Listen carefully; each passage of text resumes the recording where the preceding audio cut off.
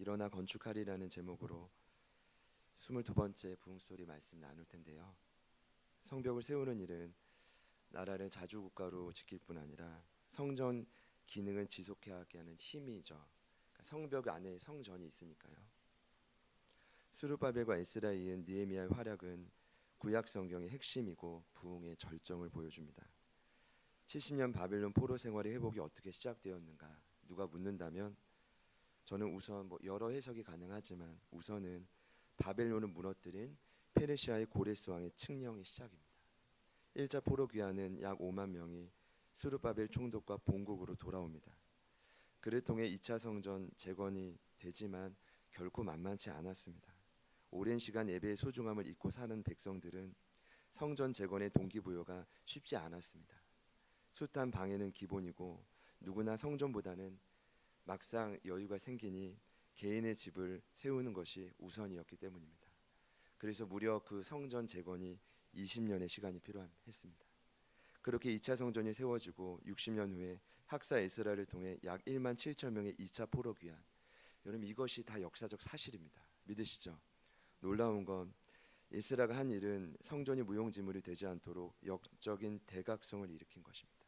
성전은 건물을 지어졌지만 부흥이 없었습니다. 사람을 모아 부흥회를 했던 거죠. 그리고 마지막 과제가 가장 외곽의 성벽을 세우는 것이었습니다. 그 일을 위해 에스라가 노력했습니다. 필요하다는 걸 알았거든요. 근데 불가능했습니다. 그렇게 10년이 또 흘러갑니다. 성벽을 세우는 일에 당연히 주변 이방 관리자들이 원치 않았겠죠. 그들을 비웃고 협박했고 이를 통해 페르시아에게 예루살렘이 이스라엘이 반역할 거라는 모함까지 퍼뜨리자 원래 나쁜 말은 빨리 퍼지거든요. 이 일을 당시 사마리아 땅의 방백 총독이었던 르훔이라는 인물이 주도했는데 에스라 입장에서는 르훔은 악의 축입니다. 성경에 나오진 않았지만 꼭 그런 인물이 있습니다. 하나님의 일을 방해하는. 자, 그래서 1장 3절에 느헤미야 동생 하나니가 보고할 때 이 동포들이 그들이 당하고 있는 고통을 능욕과 수치라고 정확히 표현합니다. 어떤 의미입니까? 영적인 각성이 한번 일어난다고 해서 부흥을 느끼고 눈물을 흘린다고 해서 모든 것이 바뀌진 않는다는 겁니다. 환경이 바뀌지 않으면 사람은 누구나 또다시 지치고 힘들 수 있습니다. 거기에 주변 나라의 위협은 이스라엘 백성을 늘 두려워 떨며 살도록 만들었습니다. 구조적인 변화가 필요했습니다. 절실했습니다. 성벽을 반드시 복구해야만 됐습니다. 그 일이 안타깝지만 에스라에게는 역부족이었습니다. 제가 고민해봐요. 제가 만약에 그 시대에 쓰임 받았으면 저는 너무 스룹바벨을 원했거든요. 근데 보니까 에스라도 원했는데 얼마 전 큐티할 때는 이거면 안 되겠다. 그래서 하나님 느헤미야의 능력도 주십시오. 제 욕심일 수 있지만 스룹바벨도 에스라도 개혁자가 맞아요. 그런데 또 다른 개혁자가 필요했던 시점이었습니다. 저는 이 역사적 흐름이 굉장히 성경적이라고 생각합니다. 왜냐하면 한 사람이 모든 것을 감당하지 않아요. 감당할 수도 없어요. 그래서 저희 나눔해 주셨지만 그래서 교회가 필요한 것입니다. 그래서 공동체가 필요한 것입니다. 스룹바벨도 필요하고 에스라도 필요하고 때로는 오늘 나오겠지만 적대자들도 필요해요. 그래야 더 막 용기가 더 막 이래요. 무너지지 않거든요, 결국. 그리고 저희가 오늘 다루는 느헤미야도 필요한 거죠. 자, 그런 의미로 앞뒤 계신 분들께 한번 이렇게 인사합시다. 저에게는 당신이 꼭 필요합니다. 이런 악조건에서 과연 10년 이상 손쓰지 못한 성벽 재건이 어떻게 느헤미야를 통해 52일 만에 완공되었을까요? 52일은 말도 안 되는 시간이거든요. 제가 아까 느헤미야 원래는 에스라 느헤미야서 한 권인데 세 번째 구약 성경 번역 때 나눠진 거예요. 이건 이제 제가 느헤미야를 구약의 핵심이다, 심지어 구약의 결론이다라고 했는데 왜냐하면 여러분 구약 성경 39권을 연대 순으로 쫙 나눠 보면 시가서 5권을 제하면 34권입니다. 근데 이 34권이 참 사이좋게 17권이 역사서, 17권이 예언서입니다. 근데 놀랍게도 마지막 역사서가 느헤미야. 저만 놀랐나요? 연대 순으로 보면 성경 순서가 이게 아니에요. 마지막이 느헤미야서고 그 다음이 마지막 예언서인 말라기만 남아요. 네, 감사합니다. 그래서 성경 66권의 허리가 느헤미야서, 에스라서입니다. 그리고 핵심을 담고 있죠. 그 핵심이 무엇이냐 하면 이 땅에 하나님 나라를 재건하기 위한 마지막 과제로서의 성벽 재건. 이건 놀라운 부흥의 원리고 부흥의 절정입니다. 제가 지난주에 이어 느헤미야 본문은 오늘 두 번째고 오늘까지만 다루고 마칩니다. 그리고 이제 나머지 네 차례는 마지막 시가서에 나온 부흥의 원리를 다루고 일일 부흥의 그다음 신약 부흥 스토리. 오늘 이 장은 그를 통해 일어난 성벽 건축의 중요한 세 가지의 특징을 가르쳐 줍니다. 그리고 이 특징이 느헤미야서 전반에 나오고 오늘 특별히 이 장을 보면 세 부류의 사람을 만나요. 느헤미야가 왕을 대면하고 백성들을 대면하고 적대자들을 대면하는데 세 부류의 사람 모두 대면할 때 이 세 가지 원리가 동일하게 나와요. 너무 놀랍지 않습니까? 근데 이 논리가 느헤미야서 전반에 구약 성경 전체, 성경 전체를 대변하는 부흥의 원리라는 거예요. 여러분 회복되기를 원하십니까? 뭔가 이 땅에 도움이 되는 존재가 되기를 원하십니까? 오늘 나온 이 원리가 여러분의 삶에 구체적으로 적용되실 수 있기를 축복합니다. 그래서 소그룹 나눔이 필요하고, 그래서 기도 제목을 나눠야 되는 거예요. 별거 아닌 것 같지만 한 땀 한 땀 걸음을 통해 서로 용기를 얻는 거죠. 첫 번째 원리는 정확한 하나님의 때를 기다리는 것입니다. 오늘 1절 말씀을 보니까 느헤미야가 아닥사스다 왕을 접견한 때가 니산월입니다. 유대력 말고 저희가 쓰는 태양력으로 보면 4월.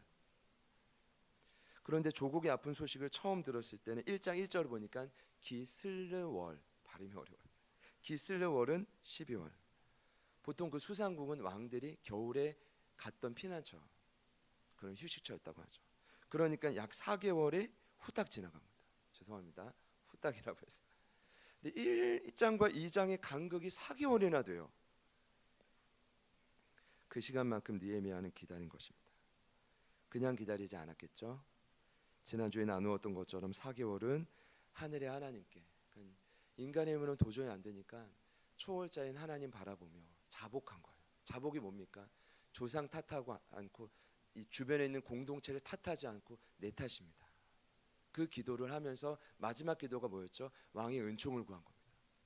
여러분 아무리 아닥사스다 왕이 하나님을 대적하는 자라 할지라도 느헤미야는 아는 거예요. 그가 도와주지 않으면 하나님이 본물 같은, 이제 물이죠, 어디로 흘러갈지 모르는 왕의 마음을 하나님이 잡아주시지 않으면 성벽 재건은 내 눈으로 볼 땐 불가능하다라는 걸 느헤미야는 아는 거예요. 하나님 이름만 불러서 되는 게 아니라 누군가는 하나님이 그 영혼을 쓰셔야 되거든요. 늘 하나님의 방법이 그러니까요.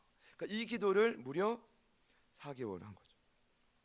여러분 저는 이것이 믿음이라고 생각하는데, 여러분 자고로 성경은 복음은 믿음이 있어야 능력이 된다고 했습니다. 이게 무슨 말이냐? 사도 바울이 로마서 1장 16절에 내가 복음을 부끄러워하지 않는데 복음은 모든 믿는 자에게 구원을 주 하나님의 능력이라고 했거든요. 복음은 기쁜 소식입니다. 그 기쁜 소식의 근원은 옆 사람들에게 없고 살아계신 하나님께 있다고요. 그럼 그 하나님이 저와 여러분의 삶에 능력이 되려면 뭐가 필요합니까? 믿음이 필요하죠. 근데 흔히 그 믿음을 저희는 뭐라고 정의합니까? 절대자를 향한 절대 의지. 내가 세상 사람 의지하지 않고 그분만 의지하겠다. 그때 기적이 일어나거든요. 그런데 오늘 제가 내리는 결론은 믿음은 곧 기다림이구나. 기도하며 실수 없는 하나님을 기다리는 거예요. 기다렸더니 가장 정확한 타이밍에 왕을 아련해요. 또 중요한 건 오늘 대화를 쭉 보세요. 왕후가 왕 앞에 막 말을 해요. 이런 건 여러분 왕궁의 법도 있을 수 없는 말입니다. 제가 추론한 건데 그 4개월이 지나니까 기도하니까 왕과 왕비의 관계가 아주 너무 좋을 때, 이거 너무 중요하지 않습니까? 분위기 좋을 때 가야지. 뭐 관계가 안 좋은데, 부부 관계 안 좋은데 갔더니 너 뭐냐 죽인 이럴 수도 있거든요.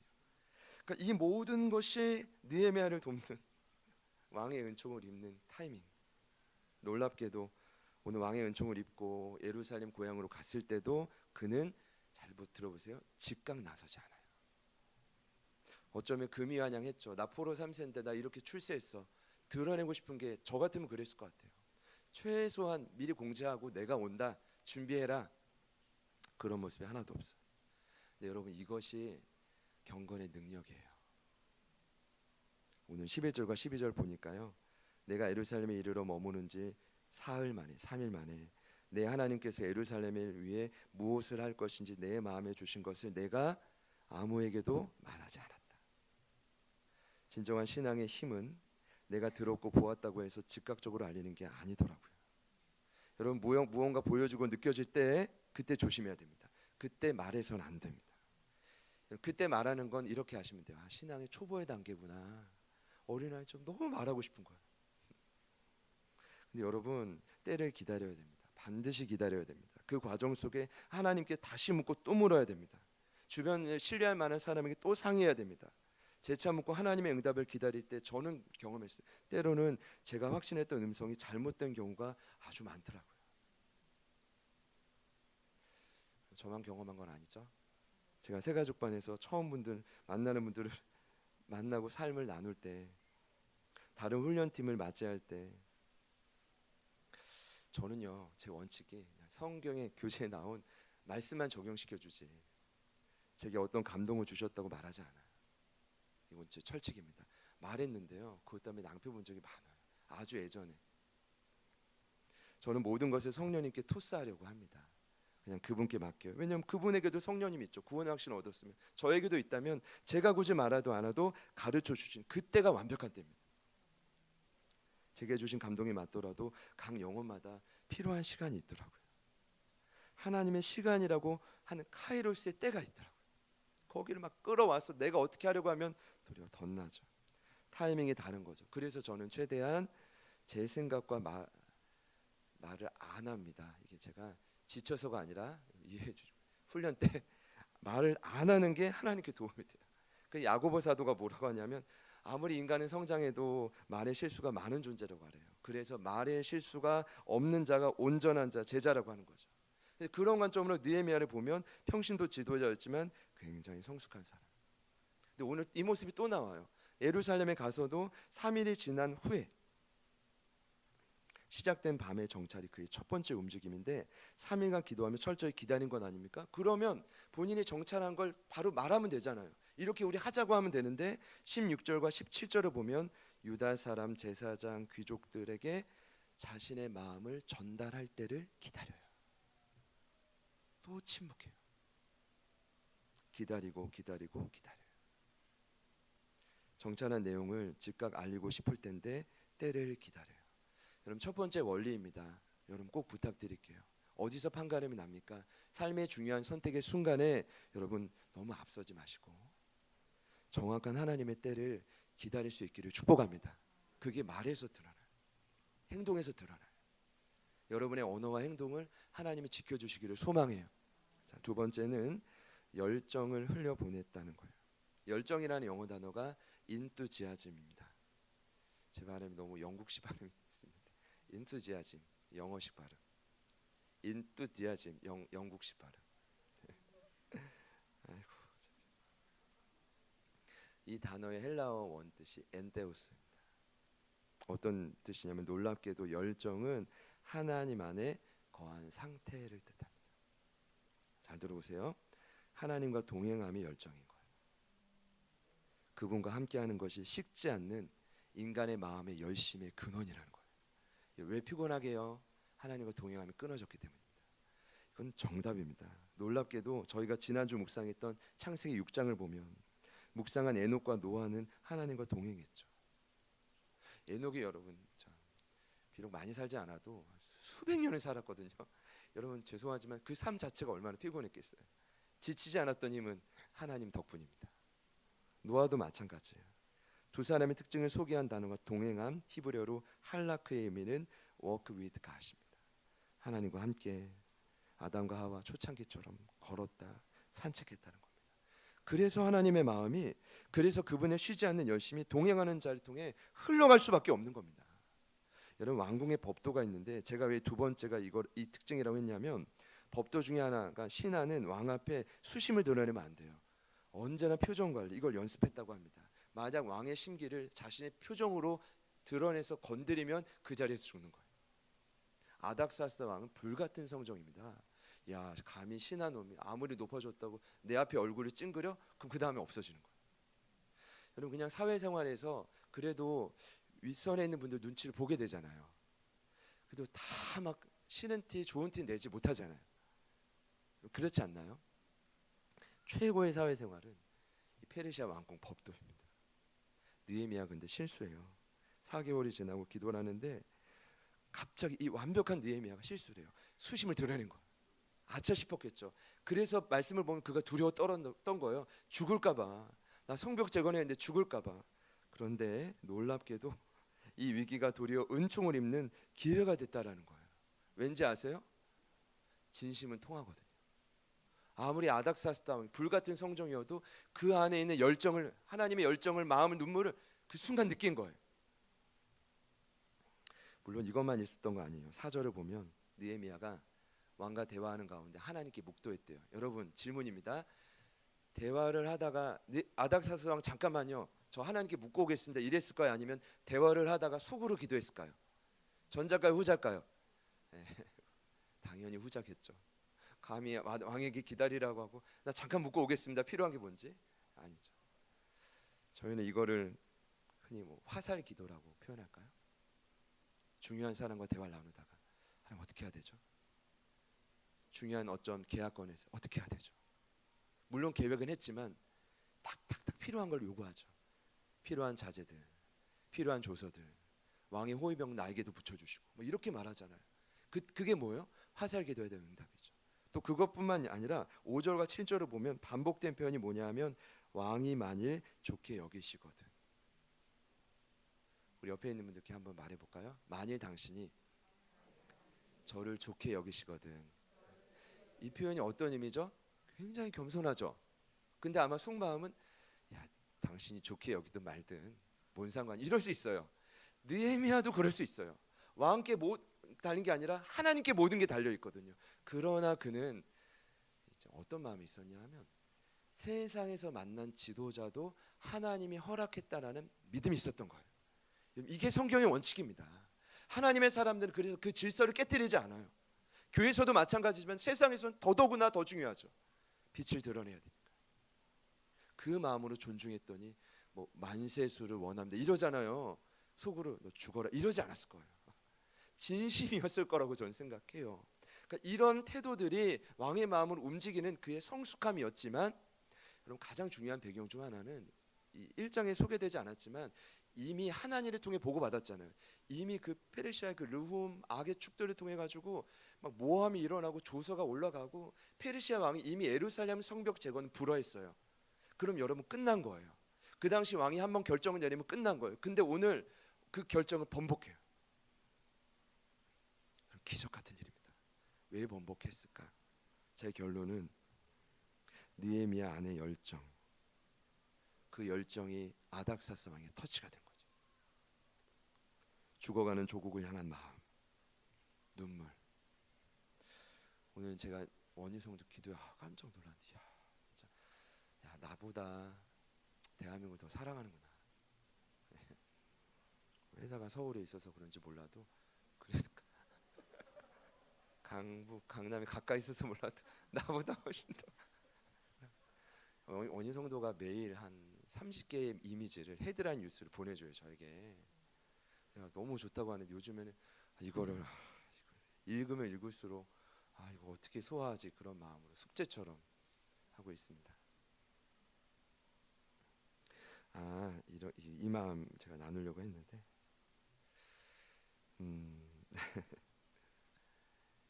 하나님의 사람들은 그런 사람들이죠. 열정을 자꾸 전염시키는 사람들. 오늘 17절 18절을 보면 나중에 왕뿐만 아니라 고국의 동포들을 만날 때도 힘들고 지쳤던 백성들이 느헤미야를 통해 이야기 들어요. 황폐한 이 현실, 그럼에도 본인이 여기까지 올 수 있었던 이유, 그랬더니 그렇게 힘들고 지쳤던 백성들이 뭐라고 하냐면 일어나 건축합시다. 같이 한번 따라해봐요. 일어나 건축합시다. 이 말이 느헤미야가 먼저 한 게 아니라 듣는 백성들이 먼저 한 거예요. 굉장히 충격적인 메시지입니다. 저는 이게 위대하다고 느끼는 건 너무 담고 싶은데 이게 어떻게 하는 걸까? 안 된다면 제 안에 느헤미야 열정이 없는 거죠.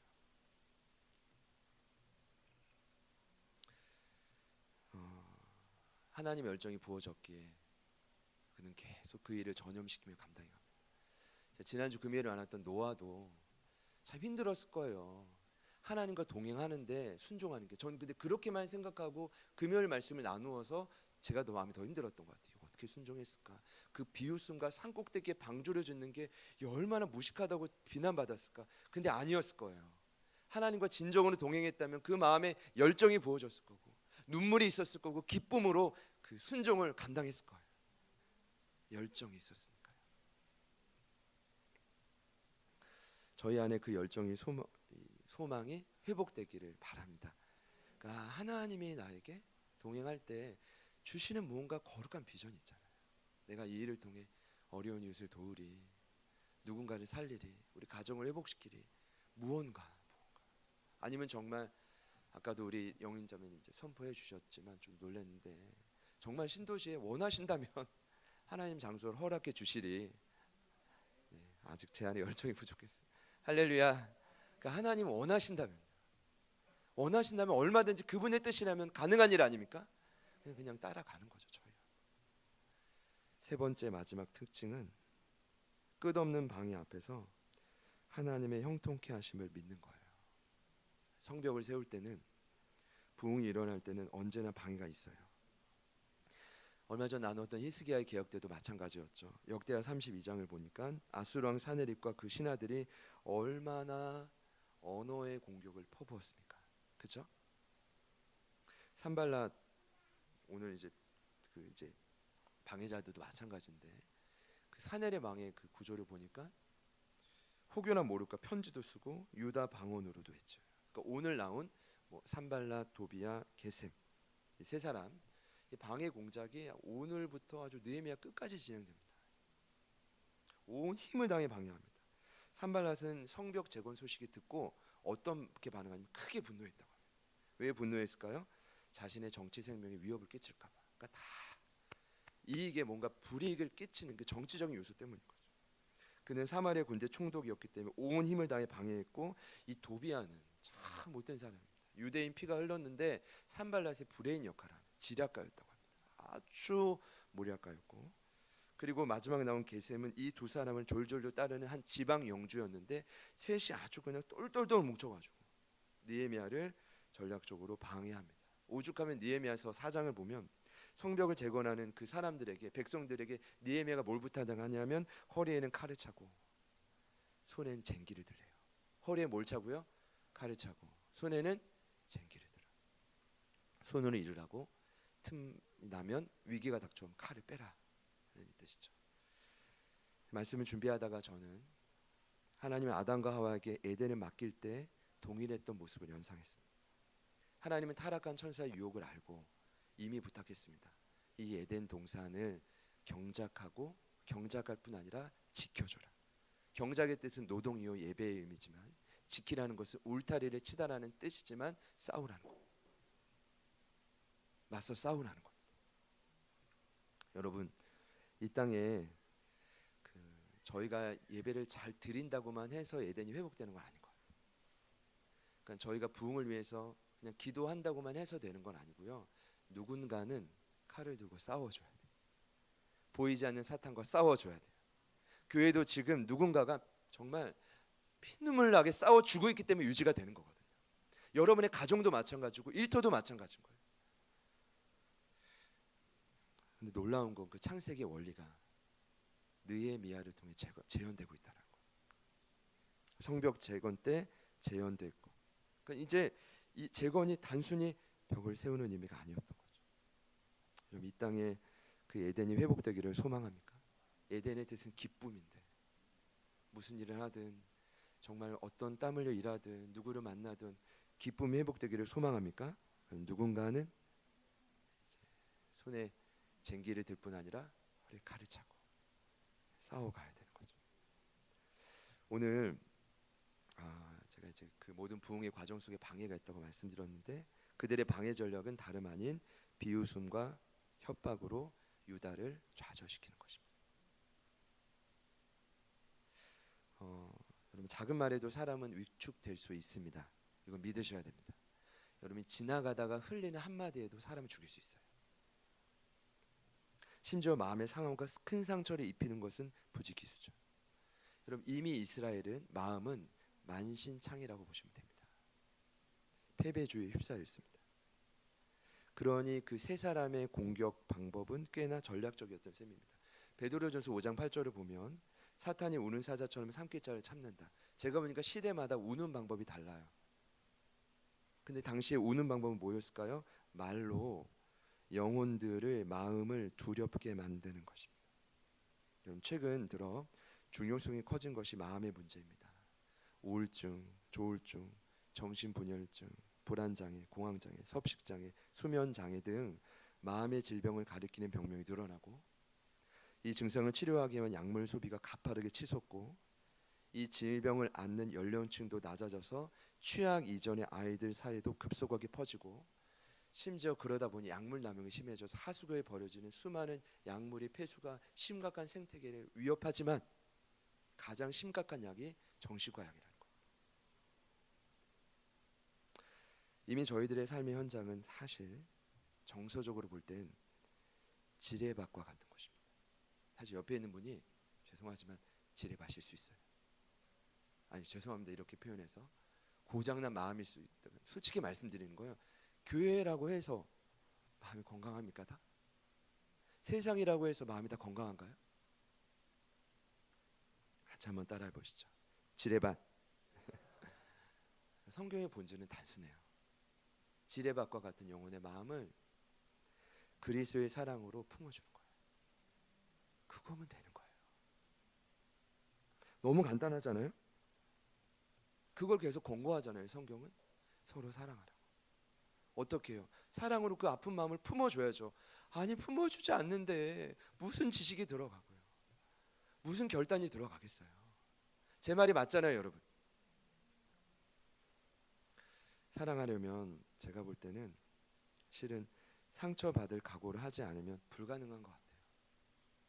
누군가 사랑을 이렇게 정의했더라고요. 그 사람이 나를 죽일 수 있음을 알고도 죽이지 않을 것으로 믿고 나를 맡기는 것. 저는 이 구절을 찾고 충격적이었어요. 내 마음인데. 제가 그렇게 상처를 받았다기보다는 늘 사실 한편에 두려움이 있거든요. 새로운 분들 만날 때, 기존 분들 만날 때도. 근데 늘 그냥 맞고 맡기죠. 그런데 상처는 또 남고. 성경의 본질, 어떻게 보면은 이 사랑의 본질을 꿰뚫은 말이라고 생각해요. 제가 볼 때 느헤미야는 그것을 알고 정서적으로 무너진 동포들에게 하나님의 사랑으로 다가가고 품고 세우셨던 분입니다. 반대로 적대자들은 그것을 아니까 끊임없이 정서적인 위협을 가하는 거죠. 안 돼, 비웃고 비난하고 모함시키고. 여러분, 이 언어의 위협이 눈에 보이는 상황보다 크다라는 걸 인정하시기를 축복합니다. 여러분, 그래서 결론은 필요한 것이 무엇이냐? 하나님의 형통케 하심입니다. 성경이 말하는 형통은 부자 되는 게 아닙니다. 부자 될 수도 있겠죠. 근데 그보다 형통의 진짜 의미는 뭐였죠? 찰라흐라는 단어는 돌진하다라는 뜻입니다. 하나님의 선한 손길로 모든 장벽을 돌파해 가는 것입니다. 8절입니다. 그가 왕의 은총을 입을 때도 이렇게 고백했죠. 내 하나님의 선한 손이 나를 도우심으로 왕이 허락했다. 내 하나님의 선한 손이 나를 돕는 게 뭐예요? 돌진입니다. 하나님의 선한 손이 도우지 않으면 돌진 안 돼요. 20절 마지막 적들을 향해 선포한 내용도 동일한데, 이 마지막 구절, 이 구절 다 같이 한번 읽겠습니다. 시작.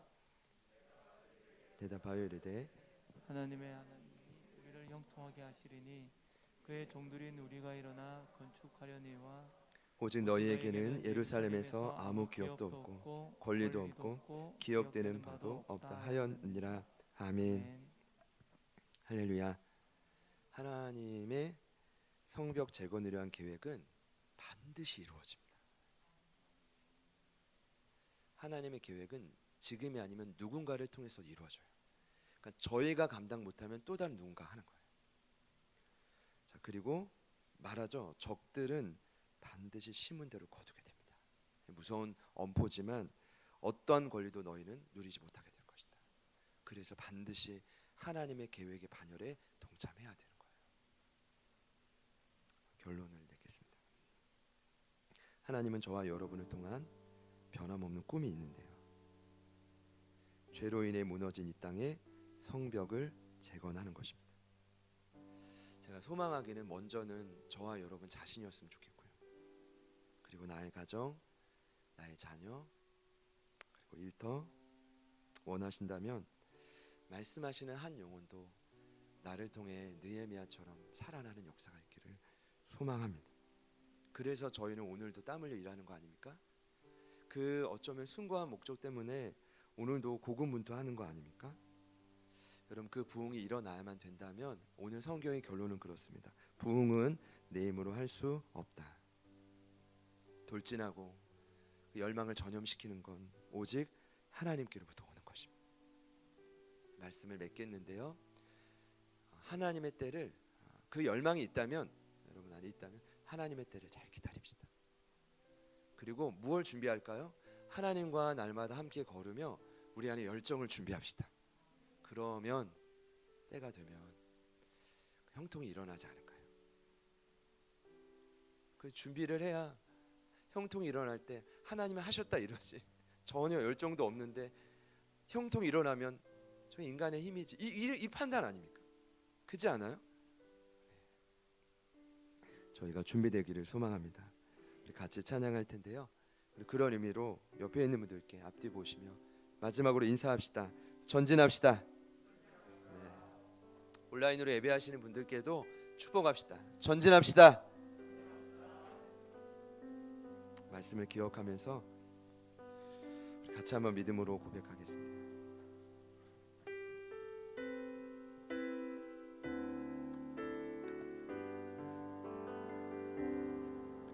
내 눈 주의 영광을 보네. 우리 가운데 계신 주님, 그 빛난 영광 온 하늘 덮고 그 찬송 온 땅 가득해. 내 눈 주의 영광을 보네. 찬송 가운데 서신 주님, 주님의 얼굴은 온 세상 향하네. 권능의 팔을 드셨네. 주의 영광 이곳에 가득해. 우리 손에 주님과 함께 찬양하며 우리는 전진하리. 모든 열방 주 볼 때 주의 영광 이곳에, 주의 영광 이곳에 가득해. 우리 손에 주님과 함께 찬양하며 우리는 전진하리. 모든 열방 주 볼 때 전심으로 고백합시다. 하늘 아버지, 하늘 아버지, 우리 새롭게 하사 열방 중에서 주를 섬기게 하소서. 모든 나라 일어나 찬송 부르며 영광의 주님을 보게 하소서. 주의 영광 이곳에 가득해. 우리 손에 주님과 함께 찬양하며 우리는 전진하리. 모든 열방 주 볼 때까지. 찬양해 주시는 동안에 함께 기도하기 원합니다. 우리 마음에 하나님의 계획이 있어도 이미 열정이 식어진 지 오래라면 어찌 이 말씀이 복음이 되겠습니까?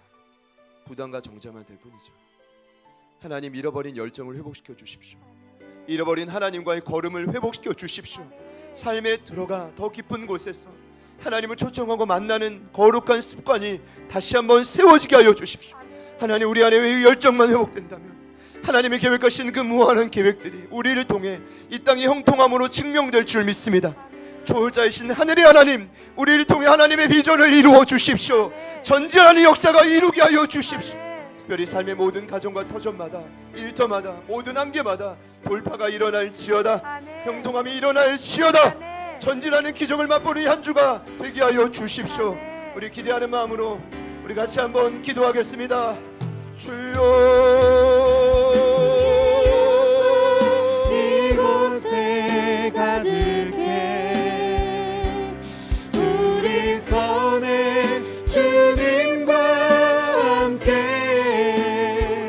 찬양하며 우리는 전진하리. 모든 열방 주 볼 때까지 주의 하나님 가정, 영광 하나님 이루어진 여기 함께하기를 소망합니다. 가득해 성령님이 나를 우리 손에 주님과 함께 찬양하며 우리는 전진하리. 다시 한번 힘과 능력을 모든 열방 주 볼 때까지 함께하는 모든 자들만, 우리 안으로 예배하는 모든 지체들 하나님의 이루어지는 소망합니다. 하나님 오심을 간구하며 아버지 하나님 도와주십시오. 우리 손에 주님과 함께 찬양하며 우리는 전진하리. 모든 열방 주 볼 때까지 주의 영광 이곳에 가득해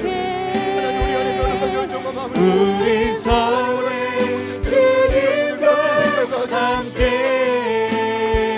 찬양하며 우리는 전진하리. 모든 열방 주 볼 때까지 하늘 아버지 우리 새롭게 하사 열방 중에서 주를 섬기게 하소서.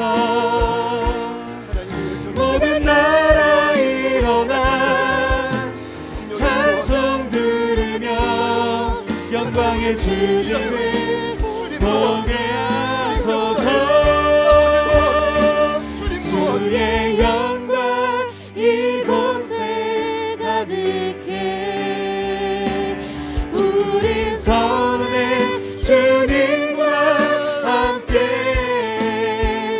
찬양하며 우리는 전진하리. 모든 열방 주 볼 때 우리 마지막으로 고백합시다. 주의 영광 이곳에 가득해 우리 손에 주님과 함께 찬양하며 우리는 전진하리. 모든 열방 주 볼 때까지. 이미 세상을 품게 하셨는데 때론 우리의 연약함으로 포기한 순간순간이 많았음을 고백합니다. 아무것도 아닌 존재 같지만 나는 하나님의 형상대로 지어진 이 땅을 바꾸는 최후의 보루인 줄 압니다. 하나님, 오늘부터 우리를 통해 무너진 성벽을 일으켜 주십시오. 다시 한번 용기를 내어 주님과 동행할 때 식지 않는 열심, 그 열정을 하나님 부어 주십시오. 아멘. 그 열정으로 만나는 모든 자들이 나를 통해 살아나게 하여 주십시오. 아멘. 그 모든 비전과 열정이 전염되게 하여 주십시오. 아멘. 그리고 이 어두운 땅을 세우는 자로 저희 모두를 사용하여 주십시오. 아멘. 이제는 우리 구주 예수 그리스도의 은혜와 하나님 아버지의 변함없는 신실하신 사랑하심과 성령님의 내주 충만 교통 위로하심의 역사가 느헤미야와 같이 하나님이 기뻐하시는 도구가 되어 무너진 성벽을 재건하기를 구체적으로 결단하며 나아가는 오늘 이 무예배에 참여하신 하나님의 자녀들 머리 위에 특별히 현장에 처음으로 함께 하신 우리 홍석전 형제님 모든 삶의 터전 위에 그리고 저희들을 통해 살아나게 될 수많은 삶의 주변에 방황하는 영혼들 그 터전 위에 지금부터 영원토록 함께 하시기를 간절히 축원하옵나이다.